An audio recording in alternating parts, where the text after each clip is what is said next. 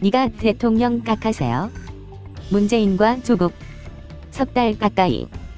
허접스런 이 두 인간의 얘기를 글로 쓰며 내 직업의 모진 극한성을 실감했습니다. 한평생 글을 써왔지만 글쓰는 일이 태국 푸크리 등 산 짐꾼들이 짊어지는 삶의 지독한 고달픔 못지않은 익스트림 잡, 즉 극한 직업임을 처음 깨달았습니다. 대통령 같지 않은 인간한테 대통령 호칭 붙여주고 사기범죄 조직의 두목 같은 인간을 법무장관으로 불러주며 지난 2달 절제하고 성찰하는 착한 글쟁이 코스프레를 해봤습니다. 대도 법무장관과 그와의 공범관계를 사실상 커밍아웃한 대통령 얘기를 쓰는 내내 기분은 참 역 같았습니다. 문재인 이름 뒤에 붙는 대통령 호칭이 지난 석 달 사이 언론과 시중 장사미사들의 뒷담화에서 슬그머니 사라져갔습니다. 한겨레 같은 일부 대깨문을 제외하고 대부분의 유튜브, 중립, 보수계 언론 등에서 대통령은 호칭 없이 그냥 문재인으로 불리기 시작했지요. 딱하게도 그는 혁우한 날 술 마시고 마누라 두들겨 패는 동네 골칫덩이 문씨 영감 정도로 폄하됐습니다. 문재인은 조국 한 놈 살리려 스스로를 이렇게 어파의 나락에 내던졌습니다. 조국의 법무장관 임명에 절망하며 문재인을 떠나기 시작한 민심은 문이 갖은 협박 꼼수로 윤석열 검찰의 사법해방 공세를 가하면서 그를 아예 포기하는 단계로 접어들었습니다. 그 단초가 단일 시위로는 단군 이래 최대라는 500만 광화문 민심으로 폭발했지요. 그 무렵 동아일보 권순활 논설주간이 쓴 나는 문재인을 더는 대통령으로 인정할 수 없다라는 제목의 칼럼이 큰 울림을 줬습니다. 아무리 국정운영 능력이 떨어지고 온갖 문제가 많은 대통령이지만 그래도 대통령이라는 점을 감안해 지금까지 공개적으로 글 쓸 때는 기본적인 예우를 갖추었지만 이번엔 도저히 그럴 수 없다. 도대체 대한민국 대통령이라는 문재인은 지금 제 정신인가? 저런 사람이 국가원수인 대통령이라는 사실이 부끄럽기 짝이 없다 마이너스 마이너스. 최소한의 염치도 없다 마이너스 마이너스. 이런 함량미달의 대통령은 한 번도 본 적이 없다. 권 위원 칼럼의 결론 부분은 국민저항권을 언급합니다. 이제 법치주의는 죽었다.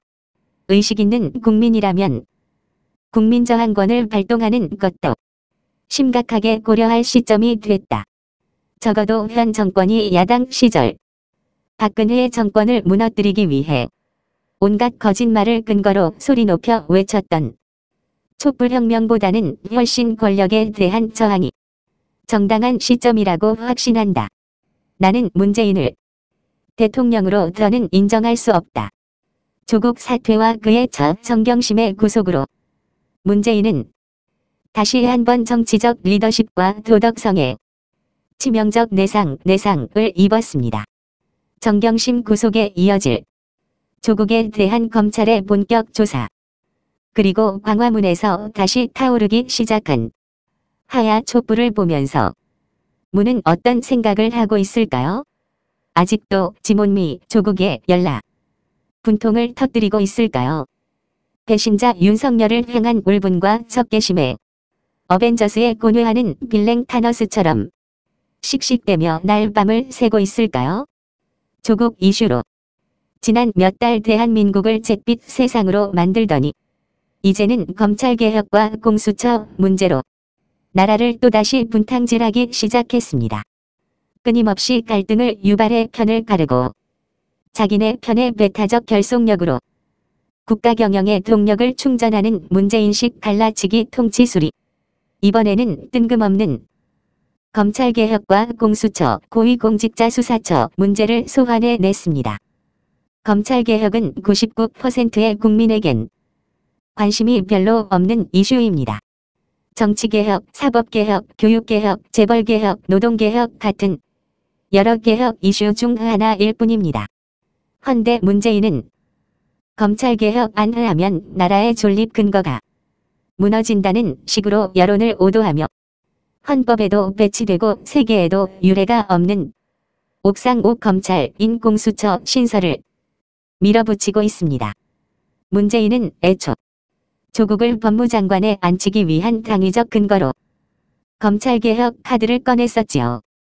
헌데 조국이 여론에 밀려 낙마하자 이제는 미운 털 검찰총장 윤석열을 숙청하기 위해 조자룡 현 칼 휘두르듯 검찰개혁 칼춤을 추고 있습니다. 문재인은 검찰총장 윤석열을 몰아내고 검찰의 힘을 빼는 일에 최우선 국정 목표를 정한 것 같습니다. 어떤 시급한 안건보다 먼저 공수처법 국회 통과를 서두르는 이유입니다. 공수처가 출범하면 조국은 사법 처리를 피할 수 있습니다. 퇴임 후 문재인이 구속을 모면할 수 있는 확실한 장치도 공수처입니다. 대통령 딸 가족 등 친인척 수사, 586 권력 실세들의 엄청난 비리도 공수처를 통해 조작, 축소, 은폐될 수 있습니다. 공수처는 문재인 같은 부도덕한 대통령 권력엔 꽃놀이패입니다. 윤석열 검찰총장은 임명권자인 대통령의 이 같은 칼춤에서 비켜나 2년의 임기를 채울 수 있을까요? 아마도 어려울 겁니다. 하지만 조국의 구속 등 대통령의 영린까지 건드리는 과감한 윤석열식 대시로 국민의 박수를 받은 후 장엄하게 쫓겨나는 길을 택하게 될 겁니다. 윤석열 검찰은 이번 조국 게이트 수사에서 문재인 정권을 뒤흔들 고급 정보를 엄청 취득했습니다. 조국 게이트는 문재인 일가가 포함된 현 정권 586 실세들의 권력형 부패와 연계된 다층적 국정농단 사건입니다. 최순실과는 차원이 다른 메가톤급 폭발성을 안고 있습니다. 지난 석 달 조국 사태로 언론에도 엄청난 정보가 쌓였습니다. 여러 민관 조직 내의 휘슬블로어들은 법정에 불려다니는 것을 꺼려 검찰보다는 언론에 고급 정보를 제보하는 경우도 많습니다. 문재인이 무리수를 써 윤석열을 끌어내리면 만만찮은 후폭풍이 몰아칠 겁니다. 광화문과 윤석열과 언론의 삼각동맹이 문재인 진영을 포위하는 상황. 윤석열의 대반격이 일어날 수 있습니다. 조국 사태로 정치적 도덕적 치명상을 입은 데다 임기 후반 레임덕에 빠진 대통령 문재인으로서는 감당할 수 없는 상황을 맞게 될지도 모릅니다. 문재인 대통령은 제왕적 대통령제 안에서의 자신의 위상을 대통령 기관설에 부정해서 찾는 것 같습니다. 짐이 곧 국가다라는 루이 14세식 통치관입니다. 생시몽 대공의 수기엔 이런 대목이 있다지요. 루이 14세는 칭찬 감언 아첨을 좋아했다. 뻔히 아는 거짓말, 너무나 비열한 거칠의 인사도 즐겼다. 순종적이며 비굴한 신하들만 국왕 주변에 들끓었다. 요즘 청와대 꼬락서니가 딱 이 짝입니다. 대통령은 혼밥 혼술 즐기고 직언하는 참모는 씨가 말랐습니다. 조국과 김정은과 일본 얘기를 삐딱하게 꺼냈다가 대통령 눈에서 발사되는 레이저 빔을 맞고 혼비백산했다는 누구누구의 얘기가 전설 따라 삼천리처럼 전해집니다. 내 아내는 요즘 TV에서 문재인 얼굴이 나오면 김수미 반찬 같은 대로 채널을 돌립니다. 어제 중앙일보 배명복 대기자가 쓴 칼럼에도 문재인 얼굴이 TV에 뜨면 사람들이 일제히 채널을 돌린다는 얘기가 쓰여 있더군요.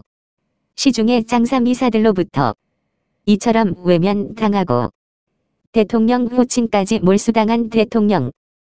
그러면서도 제왕적 권력을 탐닉해 점점 더 국민들로부터 멀어져 가는 대통령. 그에게 묻고 싶습니다. 네가 대통령 각하세요? 임춘훈 전 KBS 미주지사장 2019년 11월 29일 이호근 방송